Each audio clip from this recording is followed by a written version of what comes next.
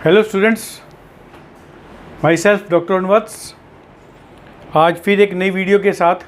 आज का जो टॉपिक है हमारा वो है गोल्जी कॉम्प्लेक्स। स्टूडेंट्स, तड़प इतनी होनी चाहिए कामयाबी के लिए। सोचते तो सभी लोग हैं, सोचने से काम नहीं चलेगा बेटा, तड़प रखो। जितनी तड़प होगी तभी आपको कामयाबी मिलेगी। तो अपने अपने कामयाबी की तरफ चलते हैं। आज का टॉपिक लेते हैं, इसको स्क्रीनशॉट लें। स्क्रीनशॉट लेते ही आपके नोट्स तैयार हो जाएंगे। तो वही जैसे मैं हर वीडियो में बोलता हूँ बार बार, जिसकी भी स्टडी कर रहे हैं उसकी पहले खोज के बारे में पता होना चाहिए हमें। तो यहाँ से स्टार्ट करते हैं। खोज कैमिलो गोल्जी ने उल्लू की नर्व सेल में किया था 1898 के अंदर। उल्लू की नर्व सेल में एक साइंटिस्ट था कैमिलो गोल्जी, उसी के नाम से इसका नाम रख दिया गोल्जी कॉम्प्लेक्स। ठीक है। अब बहुत सारे नाम रखे, Golgi body, Golgi complex, Golgi apparatus, lipochondrion, Dalton complex, dictyosome, gamma cytomembrane और गोल्जी मेम्ब्रेन। इतने सारे वैज्ञानिक ने, अलग अलग वैज्ञानिकों ने इसके नाम रखे।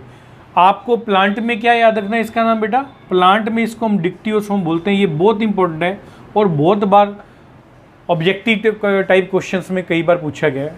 तो दैट इज़ द खोज। अब हम गोल्जी कॉम्प्लेक्स के बारे में हम नंबर की बात करें तो लीवर में, नर्व सेल में और प्लांट सेल में इसकी संख्या बहुत अधिक होती है। और लीवर में लिख दिया इसकी संख्या, एक सेल के अंदर 50 होगी इसकी गोल्जी बॉडी की संख्या जो है। ठीक है। सो दैट इज़ द नंबर। अब आएगी शेप, साइज और पोजीशन। गोल्जी बॉडी की शेप कैसी है, साइज़ कितना है और पोजीशन क्या है, मतलब कहाँ पाया जाता है।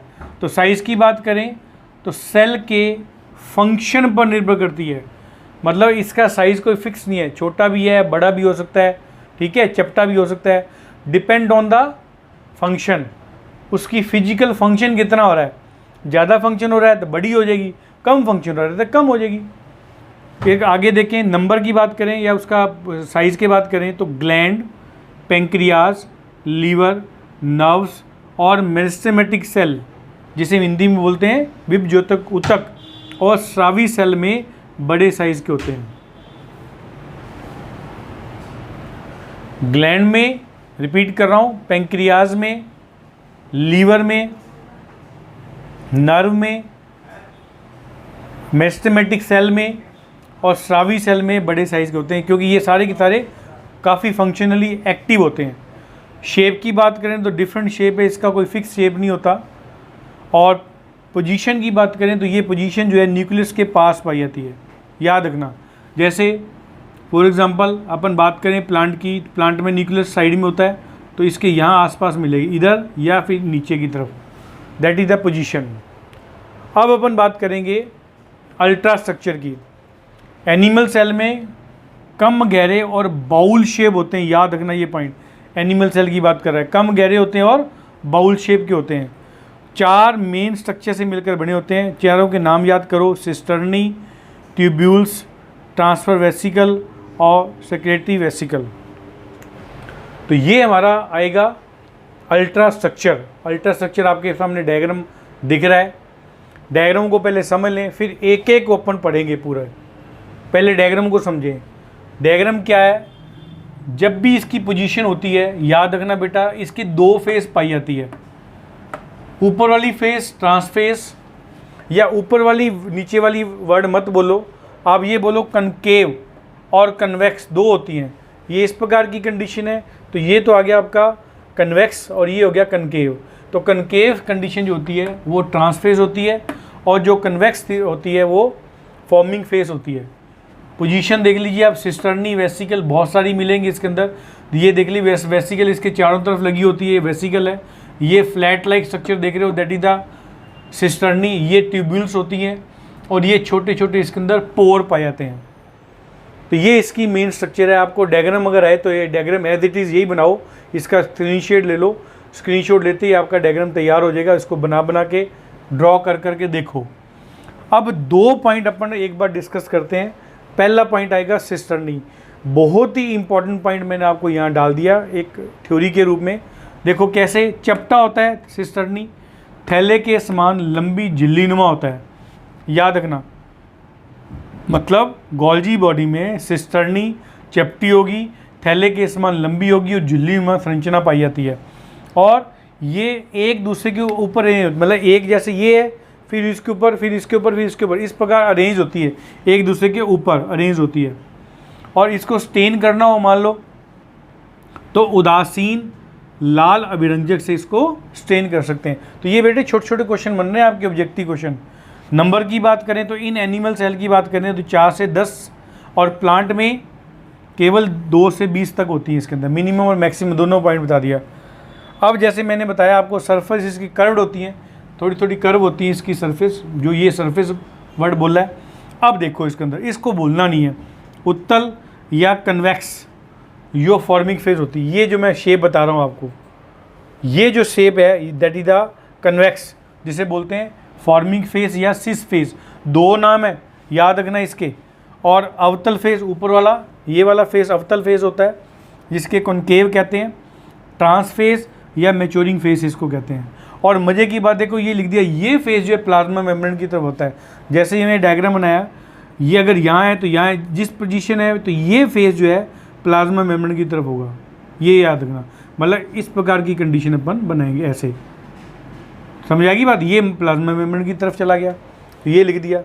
सेकंड पॉइंट अपना ट्यूब्यूल्स आता है। ट्यूब्यूल्स में क्या लिखा है, छोटे छोटे ट्यूब स्ट्रक्चर होती है। और लिख दिया सिस्टर्नी, ये सिस्टर्नी है ना फ्लैट लाइक स्ट्रक्चर, तो सिस्टर्नी की पूरी सतह पर, मतलब चारों तरफ पूरी सरफेस पर सूक्ष्म ट्यूब्यूल्स प्रेजेंट होते हैं। छोटे छोटे छोटे ट्यूब्यूल बनते हैं जो पोर का निर्माण भी करते हैं बाद में, ये देखना। तो नेक्स्ट देखेंगे अपन ट्रांजिशन वेसिकल और सेक्रेटरी वेसिकल। चलिए नेक्स्ट नंबर 3rd पॉइंट बात करते हैं, ट्रांजिशनल वेसिकल। अब एक छोटी छोटी डेफिनेशन आ रही है इसमें, और सेक्रेटरी वेसिकल 2 पॉइंट और हैं, क्योंकि सिस्टर्नी और ट्यूब्यूल्स को अपन ने अभी पढ़ा। सिस फॉर्म के पास वेसिकल छोटी हो जाती है, इस पॉइंट को याद रखना। जो सिस फॉर्म थी उसके पास वेसिकल जो है वो छोटी हो जाएगी, डायग्राम को देखना, इसे ट्रांजिशनल वेसिकल कहते हैं। और उसी का दूसरा पॉइंट, ट्रांसफेस के पास वेसिकल बड़ी हो जाती है, उसके सेक्रेटरी वेसिकल। इन दोनों का यही डेफिनेशन है। सिस फेस के पास जो वेसिकल छोटी है उसे ट्रांजिशनल वेसिकल कहेंगे, और ट्रांसफेस के पास जो वेसिकल बड़ी है उसे सेक्रेटरी वेसिकल कहेंगे। ये 4 मेन पार्ट होते हैं गोल्जी कॉम्प्लेक्स के। अब देखें कि इसको गोल्जी कॉम्प्लेक्स, गोल्जी सोम क्यों कहते हैं, कैसे नाम दिया गया और क्या क्या इसमें एक्स्ट्रा पॉइंट है। ये अब नाम सुना होगा आप लोगों ने या पहली बार सुना है। मोलेनहॉर एंड मूले 2 वैज्ञानिकों नाम है 1967 में।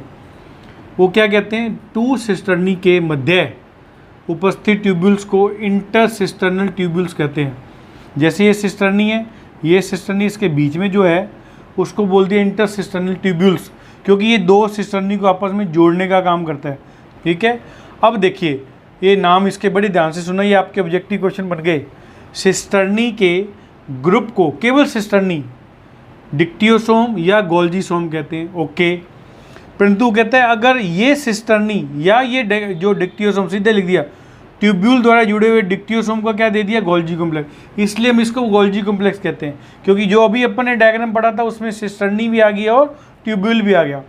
तो खाली सिस्टर्नी हो तो उसको डिक्टियोसोम या गोल्जीसोम कहते हैं, और अगर सिस्टर्नी और ट्यूब्यूल दोनों हैं तो गोल्जी कॉम्प्लेक्स कहते हैं। याद रखना, प्लांट की बात करें तो प्लांट में ज़्यादा क्या मिलेंगे, सिस्टर्नी, इसलिए उसका नाम क्या दिया है, डिक्टियोसोम। ये भी आपका पॉइंट क्लियर हो गया।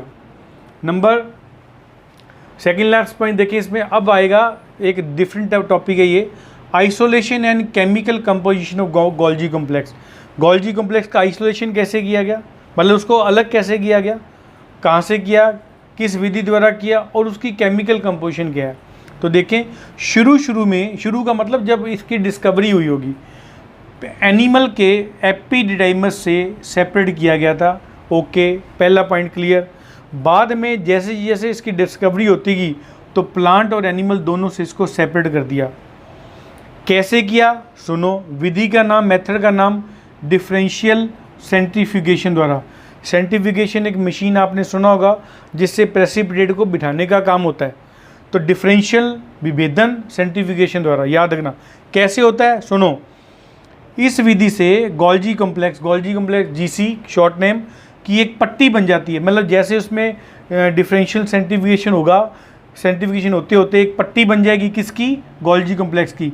अब क्या करेंगे, इस पट्टी को हम क्या करते हैं, डिस्टिल वाटर से धो देते हैं, उसको वॉश कर देते हैं अच्छी तरह। वॉश करने से क्या होगा, उसमें जो लगे हुए स्रावी पदार्थ है वो तो अलग हो जाते हैं, अलग मतलब सेक्रेटरी प्रोडक्ट। अब रह गया खाली पट्टी के अंदर गोल्जी कॉम्प्लेक्स।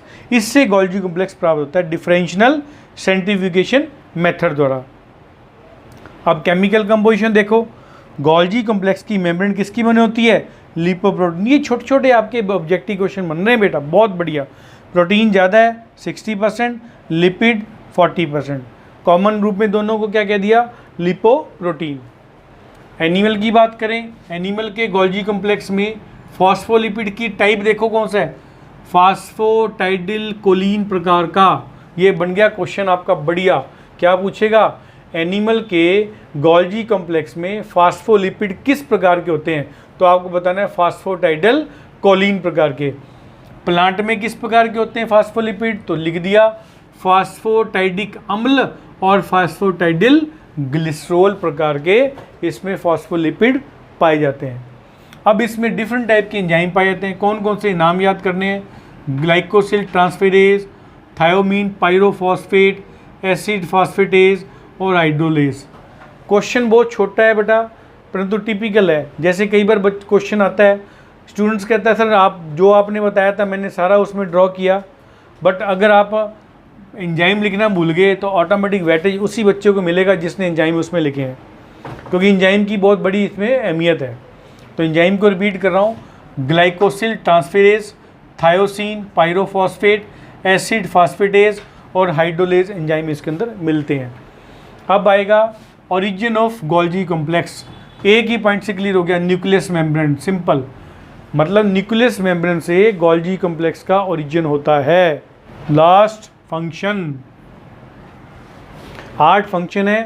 थ्योरी आप अपने आप बनाए, क्योंकि इसका मेन पॉइंट लिखते जाएंगे। जनरल सिक्रीशन, कोशिकाओं में, मैं थ्योरी बोल के बता रहा हूँ आपको कैसे कैसे लिखना है। कोशिकाओं में गोल्जी कॉम्प्लेक्स का मुख्य कार्य जनरल स्रावन का काम होता है, सिक्रीशन का काम होता है। जितने भी वेस्ट प्रोडक्ट है उनको एक्सक्रीट करने का काम करता है। खत्म। Then secretion of protein, protein का स्रावन करने में भी ये हेल्प करता है। Number 3, synthesis of and secretion of polysaccharide. Polysaccharide का सिंथेसिस भी करेगा, पॉलीसैकेराइड का सिक्रीशन भी करेगा, दोनों काम करेगा, सिंथेसिस भी और सिक्रीशन भी पॉलीसैकेराइड में। Then formation of plasma membrane, plasma membrane को बनाने का काम भी गोल्जी कॉम्प्लेक्स का है। Formation of plant cell wall, याद रखना बेटा, कभी कोई डैमेज हो जाए या कोई प्रॉब्लम आ जाए उसको रिपेयर करने का काम भी ये गोल्जी कॉम्प्लेक्स करता है। याद करो अपन ने पढ़ा हुआ कैसे काम करेगा। शुरू में मैंने आपको बताया था, एक स्पेशल प्रकार के फ्रेगमो पार्टिकल होते हैं जो सिस्टर्नी और ट्यूबुल से बने होते हैं। एंडोप्लाज्म रेटिकुल और गोल्जी बॉडी की सिस्टर्नी और वेसिकल जो सेंटर से शुरू होंगे, एक इधर और एक इधर, इससे क्या बन जाएगा, सेल मेम्ब्रेन और सेल वॉल बन जाएगा। ये वही पॉइंट है, इसको बोलते हैं अपन फ्रेगमोप्लास्ट। ठीक है। Then packing and secretion of lipid and waste product, waste product lipid का और वेस्ट प्रोडक्ट का पैकिंग करेगा और सिक्रीशन करेगा, मतलब इकट्ठा करेगा और इकट्ठा करके वेस्ट प्रोडक्ट को बॉडी से या सेल से बाहर निकालने का काम करेगा। Next, formation of acrosome. याद करो, जो उसके अंदर स्पर्म के अंदर एक्रोसोम बनता है ऊपर, वो एक्रोसोम बनाने का काम किसका है, गोल्जी कॉम्प्लेक्स का। सबसे इंपॉर्टेंट पॉइंट है। And formation of lysosome, lysosome का फॉर्मेशन भी यही करेगा। लाइसोसोम क्या होता है, सुसाइडल बैग, आत्महत्या की थैली, जो केवल only present in animal cell, ये एनिमल सेल में मिलेगी, उसको बनाने का काम भी ये करता है, एक्रोसोम और लाइसोसोम का। तो ये हो गया इसके बेटा function. So that is the Golgi complex. Same point बार बार जैसे मैं बोलता हूँ, अगर आपने मेरी वीडियो को अभी देखा है तो मेरे चैनल को सब्सक्राइब करें, बेल आइकन दबाएं, ताकि जितनी मैं वीडियो डाल रहा हूँ पूरा का पूरा नोटिफिकेशन आपके पास आता रहे जल्द से जल्द। और ये मेरा वायदा है बेटा, BSc first year, BSc second year, BSc third year, इन तीनों का बॉटनी का मटेरियल मैं इसके अंदर डालूंगा। 100 वीडियो बने, 200 बने, जितनी मर्जी बने, क्योंकि अगर ये तीनों क्लास की वीडियो अगर बन जाती है तो नीट के बच्चों के लिए, +1 +2 के बच्चों के लिए और अदर कंपटीशन के बच्चों के लिए किसी प्रकार की प्रॉब्लम नहीं आएगी। तो इसलिए इस चैनल को ज़्यादा से ज़्यादा बच्चों को शेयर करो और इसको ज़्यादा से ज़्यादा बच्चों को बोलें लाइक करें। Thank you very much.